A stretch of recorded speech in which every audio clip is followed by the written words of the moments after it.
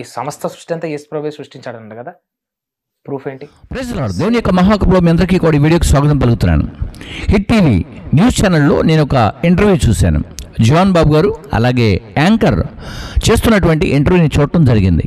అందులో విషయాలు మాట్లాడుకుంటున్నప్పుడు ఈ సర్వమానవాళిని సర్వ సృష్టిని సృష్టించినటువంటి యేసుక్రీస్తు వారే అయితే ప్రూఫ్ ఏంటి, యేసుక్రీస్తు వారి కనుక సృష్టిస్తే ప్రూఫ్ ఏంటో అంటూ మరి జాన్ బాబు గారిని క్వశ్చన్ చేయడం జరిగింది. అయితే జాన్ బాబు గారు ఆత్మీయ స్థితిలో ఉన్నటువంటి అర్థాన్ని తీసుకురావటం వల్ల యాంకర్ గారు ఏంటంటే ఆయనకు నచ్చలేదు, రెండోది ఇష్టపడలేదు, దానికి అగ్రీ కాలేదు, ఒప్పుకోలేదు. బట్ నేను ఆ వీడియో చూశాను కాబట్టి ఒకసారి ఎందుకో ఈ వీడియో చేసి అలాంటి వాళ్ళందరికీ కూడా అర్థమయ్యే రీతిలో చెప్పాలని నేను ఈ వీడియో చేస్తున్నాను. దేవుడున్నాడా, ఉంటే ఏం చేస్తున్నాడు, అక్కడ అన్యాయం జరిగింది అప్పుడేం చేశాడు, ఇక్కడ హత్యలు జరిగాయి ఏం చేశాడంటూ ప్రశ్నించే వాళ్ళు కూడా లేకపోలేదు. వారందరికీ కూడా ఈ వీడియో ద్వారా సమాధానం చెప్పబోతున్నాం. సో అందరికీ కూడా వెల్కమ్.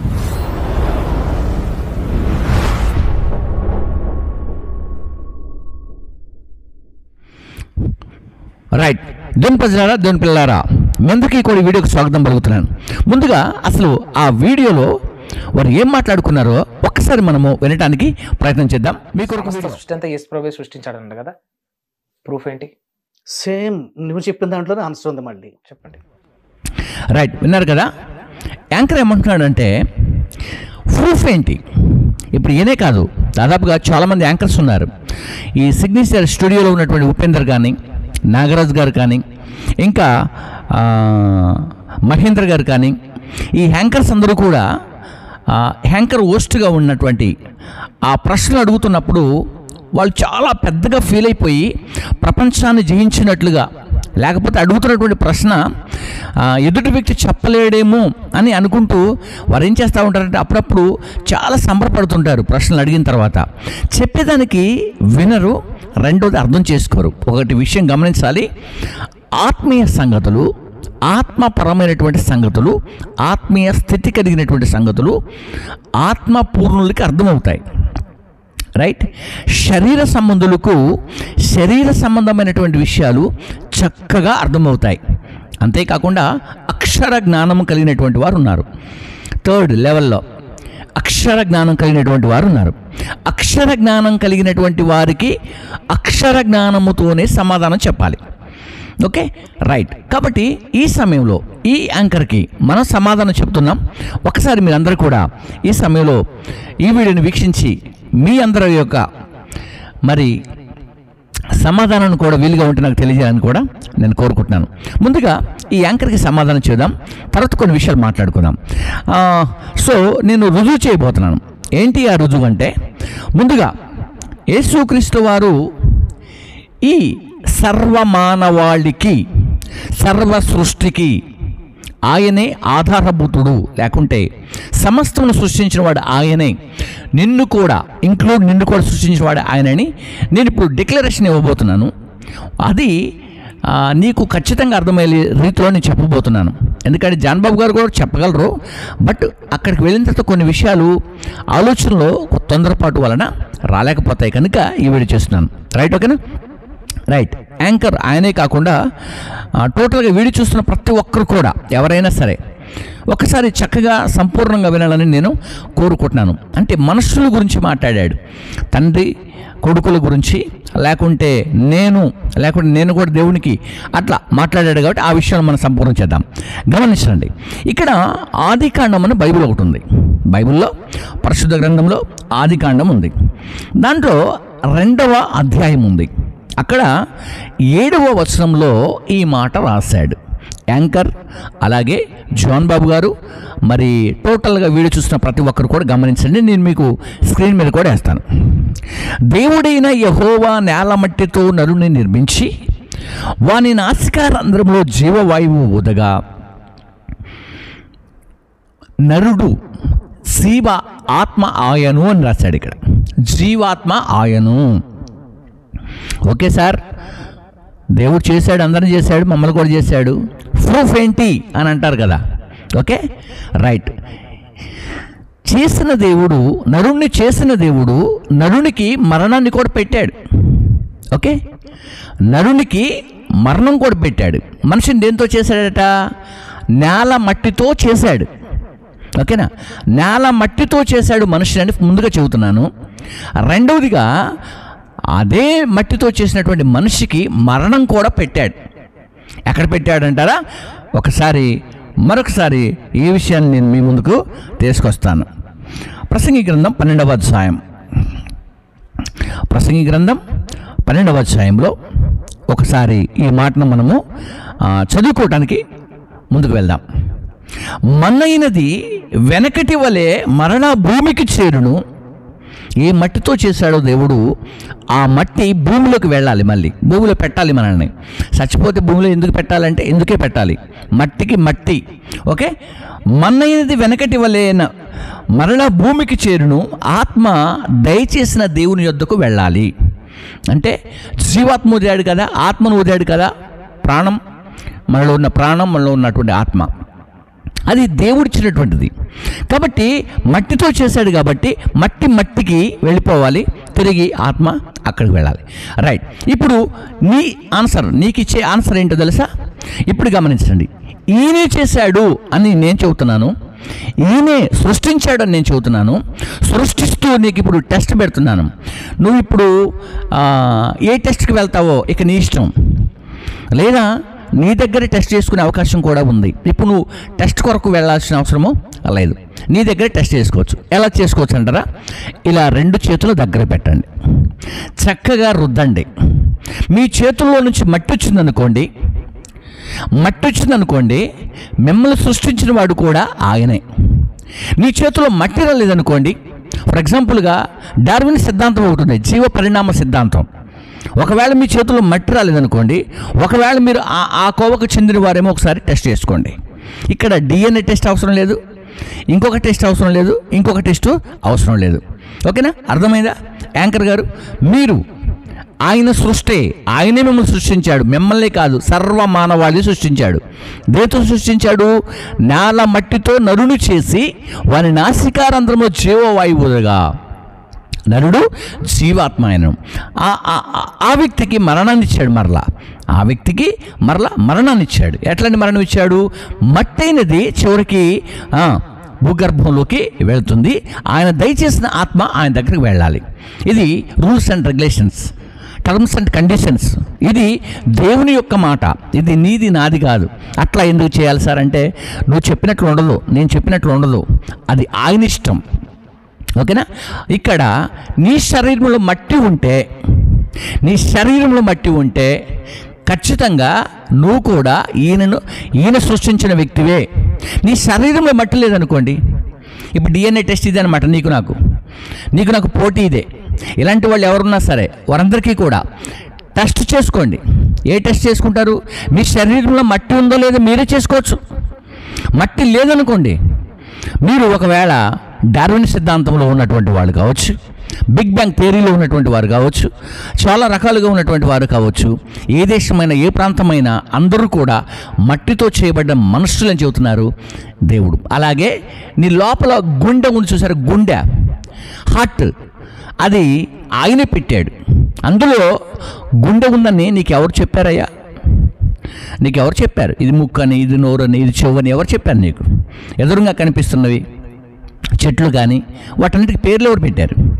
ఒకసారి పరిశోధన చేసుకో. ఓకే, ఇక కంక్లూజన్లో చివరికి మనుషులు మాట్లాడే మాట, చాలామంది మనుషులు మాట్లాడే మాట ఒకటి ఉంది. ఆ మాటను నేను క్లియర్ చేసి ముగిస్తా. ఏమంటారంటే, అక్కడ అన్యాయం జరిగింది, అక్కడ దొంగతనం జరిగింది, అక్కడ మోసం జరిగింది, అక్కడ వ్యభిచారం జరిగింది, అక్కడ ఒక అమ్మాయికి అన్యాయం చేశారు, అక్కడ ఒక అమ్మాయిని హత్య చేశారు, అక్కడ ఒక మనిషిని చంపేశారు. అప్పుడు ఏం చేస్తున్నాడు దేవుడు అనేవాడు ఉంటే ఎంత అన్యాయం జరిగిపోద్దా అని ప్రశ్నించేవాళ్ళు జ్ఞానవంతులు, తెలివివంతులు లేకపోలేదు ప్రపంచంలో. నేనేమంటానంటే, ఆ అన్యాయం జరిగే ప్రాంతంలో నువ్వు ఉన్నావు కదా, అన్యాయం జరిగే ప్రాంతాల్లో మనుషులు ఉన్నారు కదా, అన్యాయం జరిగే ప్రాంతాల్లో తెలివి కలవాళ్ళు ఉన్నారు కదా, అన్యాయం జరిగే ప్రాంతాల్లో బిగ్ బాడీ పెట్టుకున్నటువంటి వాళ్ళు ఉన్నారు, ఏమండి, కండలు పెంచేవాళ్ళు ఉన్నారు, వీరులు ఉన్నారు, శూరులు ఉన్నారు. 100 మాటలు మాట్లాడతారు, 200 మాటలు మాట్లాడతారు, ఎన్నో చేస్తారు కదా. నేను శూరుణ్ణి, నేను వీరుణ్ణి, నేను హీరోని అని అనుకుంటారు కదా. అయితే అటువంటివి జరుగుతున్నప్పుడు అసలు మీరేం చేస్తున్నారు? అక్కడ ఉండి? సరే, దేవుడు అంటే కనిపించట్లేదు కానీ కొద్దిసేపు పక్కన పెడదాం ఆయన్ని. మీ ఇంటి పక్కన అన్యాయం జరుగుతూ ఉంది, నువ్వేం చేస్తున్నావు? అసలు నీ ఇంటి పక్కనే హత్యలు జరుగుతున్నాయి, నువ్వేం చేస్తున్నావు మరి? అంటే నీకే చేత కాదు, నీకే చేయడం చేత కాదు, కానీ కనిపించుతున్న దేవుని పైన నిందలు వేస్తావు. నీకేం చేయడం చేత కాదు, చట్టం పైన పోలీసు వాళ్ళు ఏం చేయట్లేదని వారి మీద కూడా నిందలు వేస్తూ ఉంటారు. మీరు ఏం చేయరు, కానీ ఒక ఏమంటే న్యాయస్థానం పైన కూడా నిందలు వేస్తూ ఉంటారు. ఒక మనిషిగా ఒక మనిషివి ఒక పక్కన అన్యాయం జరుగుతూ ఉంటే దాన్ని ఎదిరించడానికి రెడీగా నువ్వు లేవు, ఎదిరించే శక్తి నీ దగ్గర లేదు, ఎదిరించి పోరాడే శక్తి నీ దగ్గర లేదు. ఒక మనిషిగా నీ టాలెంట్ను ఉపయోగించలేవు, కానీ ప్రతిదానికి దేవుడిని అడ్డం పెట్టుకుంటూ ఉంటారు. సో నేను ఇది ఒకరిని టార్గెట్ చేసి మాట్లాడతలేదు, ఈ వీడియో చూస్తున్న ప్రతి ఒక్కరిని కూడా నేను క్వశ్చన్ చేస్తున్నాను. ఫ్రెండ్స్, ఈ రోజున దేవుడు ఎక్కడో లేడండి. దేవుడు ఏ స్థలంలోనూ లేడు. దేవుడు ఏదో విషయాన్ని పరిగెత్తుకొని ఏదో ఒక స్థానం నుంచి, ఒక ప్రాంతం నుంచి పరిగెత్తుకొని ఆయన రాడు. నువ్వున్నావు, నీ లోపల ఆయన ఆలోచనలు పెడతాడు. నువ్వున్నావు, నీకు ఒక మంచి జ్ఞానం ఇస్తాడు. ఓకేనా? చాలామంది ఉంటారు, కొంతమంది నాస్తికవాదంలో ఉన్నటువంటి వారు అక్కడ అంత అన్యాయం జరుగుతూ ఉంటే దేవుడు అనేవాడు ఏం చేస్తున్నాడు సార్ అని క్వశ్చన్ చేస్తారు. నువ్వేం చేస్తున్నావయ్యా మరి? నువ్వు అంత చదువుకున్నావు, PhD scholar, it's a most important name, మంచి పేరు, కానీ నువ్వేం చేస్తున్నావు మరి? అంత చదువుకున్నావు, నువ్వేం చేస్తున్నావు? అంత జ్ఞానవంతుడివి, నువ్వేం చేస్తున్నావు? నీ పక్కన జరుగుతున్న విషయాన్ని నువ్వేం చేస్తున్నావు? దేవుడు అక్కడ ఉన్నాడు, దేవుడు ఇక్కడ ఉన్నాడంటే అక్కడ ఏం చేస్తున్నాడని ప్రశ్నించే వాళ్ళందరూ కూడా దయచేసి ఈ మాటలు విని నొచ్చుకోవటం కాదు, కానీ ఒకసారి మీ ఆంతర్యంలో ప్రశ్నించుకోండి. అలాగే ఈ టీవీ ఛానల్స్ ఉన్నటువంటి యాంకర్స్ అందరూ కూడా ప్రశ్నించే ప్రతి ఒక్కరూ దేవుడు ఎక్కడున్నాడు, ఉంటే చూపించమను, ఉంటే కనపడవను, ఉంటే రమ్మను, ఇవి కాదు. ఉంటే కనపడమంటానికి వీలెక్కడుంది? నీ గుండె ఉంది లోపల, నాకు చూపించవయ్యా, నాకు కనపడతలేదు, ఉంటే అది అసలు ఎట్లుందో చూడాలని ఉందంటే నువ్వు బయటికి తీస్తే ఏమవుతావు? చచ్చిపోతావు. అర్థమవుతుందా? కొన్ని కనిపించవు, గాలి ఉంది కనిపించదు, మనకి మనలో ప్రాణం ఉంది కనిపించదు, మనలో శక్తి ఉంది కనిపించదు, మనలో శబ్దం ఉంది వినిపించదు కానీ కనిపించదు. ఎస్, ఇలాంటివన్నీ కూడా కొన్ని అర్థం చేసుకోవాలి ఆత్మీయంగా. అందుకే నేను అన్నాను, అక్షర జ్ఞానం కొంతమందికి ఉంది, కొంతమందికి ఆత్మజ్ఞానం ఉంది, మరికొంతమందికి ఏముందట? శరీర సంబంధమైనటువంటి ప్రకృతి సంబంధమైన జ్ఞానం ఉంది. కాబట్టి వారు చివరిలో ఒక వీడియో మాట్లాడారు, మీ అందరి కోసం వీడియో. వీడు నా బిడ్డ అనేది అది ఆయనకు తెలుసు, నాకు తెలుసు. DNA టెస్ట్ చేయించినా కూడా తెలుస్తుంది. ఆ రక్తం పంచుకొని పుట్టిన దాంతో కనెక్ట్ అవుతాం మనం. ఎట్లా లాజిక్ ఎక్కడ ఉంది చెప్పండి మీరు? లాజికే. ఇప్పుడు మీరు డాడీ చెప్పారు, ఇప్పుడు DNA టెస్ట్ అనేది అది టెక్నికలీ ప్రూవ్డ్. అది అవును, ఒక పరిశోధన జరిపిస్తారు, అందులో ఉన్న DNA, అవును, వాళ్ళకి సంబంధించిన ఏదైతే వారసత్వం ఉందో అది హెయిర్ రూపకంగా బ్లడ్ రూపం తీసుకొని చెప్తారు. అవును, అది ప్రూవ్డ్ అవుతుంది. అవును, మీరు అటు తిరిగి ఇటు తిరిగి ఇక్కడ ప్రూవ్ చేయట్లే, మళ్ళా రైట్. చూసారు కదా, ఇలాంటి విషయాలన్నీ కూడా ఆత్మ సంబంధమైనవి. అయితే నేను పాస్టర్స్ అందరికి కూడా ఒక ప్రత్యేకమైనటువంటి ప్రకటన తెలియజేస్తున్నాను. ఎవరికి? సావుకులకి. పాస్టర్స్ కంటే, పాస్టర్స్ అంటే అందరు పాస్టర్స్ కాదండోయ్. దైవజనులు అంటే వేదాంత విద్యను అభ్యసించి సంఘ కాపురులుగా, బోధకులుగా, నాయకులుగా ఉన్నటువంటి వారికి నేను విజ్ఞప్తి చేస్తున్నాను, ప్రకటన కూడా చేస్తున్నాను. దయచేసి గమనించండి, మీ ఎదురుగా ఒక వేదాంత విద్య చేసినటువంటి ఒక అర్చకుడు లేదా ఒక ముల్లా, లేకపోతే వేదాంత విద్యను అభ్యసించినటువంటి ఒక గురువు, లేదా ఇంకా ఒక స్కాలర్. అంటే నేను ఎందుకు ఈ మాటలు చెబుతున్నానంటే, మీరు చెప్పే మాట ఆ వ్యక్తికి అర్థం కావట్లా, మీరు చెప్పే మాట ఆ వ్యక్తికి అర్థం చేసుకోలేడు. కారణం ఏంటంటే అతడు అక్షర జ్ఞాని, అక్షరాన్ని మాత్రమే నమ్మే జ్ఞాని. అర్థమవుతుందా? అతడు ఒక ఉద్యోగం కోసం, పొట్టకూటి కోసం, ఉద్యోగం కోసం ఒక జర్నలిస్ట్గా, ఒక యాంకర్గా పనిచేస్తున్నటువంటి వ్యక్తి. అతడికి ఆత్మ సంబంధమైన విషయాలు తెలుస్తాయా అంటే తెలియవు. కాబట్టి మీరు అక్కడ కూర్చోవాలంటే కూర్చునేటప్పుడు హోస్ట్గా ఉన్నటువంటి వ్యక్తి ఎవరు, మాట్లాడే వ్యక్తి ఎవరు, అయితే యాంకర్స్గా మరి వేదాంత విద్యను పఠించినటువంటి వ్యక్తులు ఎలా వస్తారు అని అంటారేమో. అయితే అలాంటి వాళ్ళు ఉంటే, అలాంటి వాళ్ళు మీ ఎదురుగా ఉంటే ఇలాంటి వాళ్ళు హోస్ట్గా ఉండొచ్చు. అప్పుడు ఈ వ్యక్తికి అర్థం కాకపోయినా ఆ వ్యక్తికి అర్థమవుద్ది. కాబట్టి సౌకులుగా మీరు ఎందుకు వెళ్తారు? సౌకులుగా అలాంటి స్థలాల్లోకి వెళ్ళి ఎందుకు ఆ ఇంటర్వ్యూలలో అర్థం కాని మాటలు, అర్థమయ్యే మాటలు, తెలిసిన మాటలు, తెలియని మాటలు మాట్లాడుతూ ఉంటే వీడియోస్ చూసే అందరూ చాలామంది ఏంటంటే ఏమో అలాగే అయ్యి ఉండొచ్చేమో మేబీ అని ఆలోచన చేసే వాళ్ళు ఉంటారు. కాబట్టి ఫ్రెండ్స్, స్నేహితులారా, సౌకులారా, బోధకులారా, నాయకులారా, మీ అందరికీ నేను చెప్పే విషయం ఏంటంటే మీరు ఒక మంచి వేదాంత విద్యను పఠించినటువంటి బైబిల్ గ్రంథ మేధావి అయితే, జ్ఞానవంతులు అయితే మీరు వెళ్ళవలసింది అలాంటి ప్లేస్ కాదు. మీరు వెళ్ళేటప్పుడు ముందే అడగాలి, మీ ఆపోజిట్లో ఎవరు ఉంటున్నారు అనే వ్యక్తిని. అక్కడ హిందూ స్కాలర్ ఉండొచ్చు, ఒక హిందూ గురూజీ ఉండొచ్చు, లేకపోతే ఎదురుగా ఒక అర్చకుడు ఉండొచ్చు, రమణానంద మహర్షి, అలాగనే రమణానంద గారు ఈ మధ్యకాలంలో అద్భుతమైనటువంటి విషయాలు బయట తీసుకొస్తున్నారు. ఎంత జ్ఞానంగా మాట్లాడతారు, వారు పండితులండి. అలాంటి వాళ్ళ ఎదురుగా కూర్చుంటే సావుకులుగా ఒక విలువ ఉంటుంది. నన్ను రమ్మంటారు, నేను రాను, ఎందుకంటే నా ముందు కూర్చోవాలంటే అలాంటి వాళ్ళు ఉండాలి. కాబట్టి మీరందరూ కూడా అలాంటి ఆలోచన కలిగి ముందుకు వెళ్ళాలని కోరుకుంటూ ఈ నా మాటలు ముగిస్తాను. ప్రాముఖ్యంగా ఈ సమయంలో జాన్ బాబు గారికి హృదయపూర్వకమైనటువంటి శుభాలు. అన్న మీరు చెప్పే విషయాలు వారికి అర్థం కావట్లేదు. అంతేకాకుండా అక్కడ కూర్చున్నటువంటి యాంకర్కి కూడా నేను హృదయపూర్వకమైనటువంటి శుభాలు తెలియజేస్తాను. కాబట్టి హోస్ట్గా ఉన్నటువంటి యాంకర్స్ అందరికీ కూడా ఈ వీడియో సమక్షంలో నేను చెబుతున్న విషయం ఏంటంటే దయచేసి మీరు సావుకులు ఇంటర్వ్యూ చేయమాకండి. ఎవరినో బయట వాళ్ళు ఇంటర్వ్యూ చేసుకోండి. ఎందుకంటే వాళ్ళు మాట్లాడే మాట ఆత్మీయ అర్థాలతో కూడుకొని ఉంటుంది. ఆత్మ సంగతులు ఆత్మ కలిగిన వాడికి అర్థమవుతాయి. మీకు ఎక్కడ అర్థమవుతాయి? పొద్దున్న లేస్తే ఇంటికి వెళ్తే బూతులు మాట్లాడతారు, తిట్టుకుంటారు, కొట్టుకుంటారు.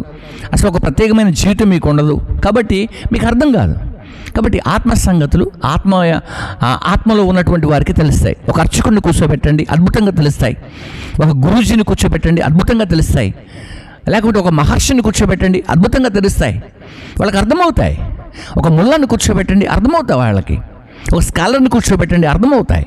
ఒక డిగ్నిటీగా మాట్లాడతారు, అంటే మిస్బిహేవ్ చేయరు. మీరు వాళ్ళు మాట్లాడుతుంటే మీరు మాట్లాడుతూ ఉంటారు. మీకు అసలు అండర్స్టాండింగ్ అనేది ఉండదు.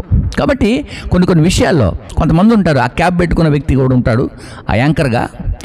చాలా చోట్ల నేను మంచిగా మాట్లాడుతాను అనుకుంటాడు, కానీ మాటలో చాలా విపరీతమైనటువంటి చదువుకున్న జ్ఞానంతో మాట్లాడే మాట బాగుంటుంది, కానీ ఎదుటి వ్యక్తిని గౌరవించి మాట్లాడటం నేర్చుకోవాలి. ఆ వ్యక్తి ఎవరైనా సరే, అతడు ఏ రిలీజన్కి సంబంధించిన వ్యక్తి అయినా సరే అలా మాట్లాడాలి. సో మీరందరూ కూడా అలా మాట్లాడాలని నేను కోరుకుంటాను. ఓకేనా? God bless you. అందరికీ కూడా శుభాలు. ఈ వీడియోని వీక్షించిన మీ అందరికీ కూడా ప్రభువును రక్షకుడైన యేసుక్రీస్తు నామములో నేను శుభాలు తెలియజేస్తూ ఈ నా మాటలు ముగిస్తున్నాను. Praise the lord.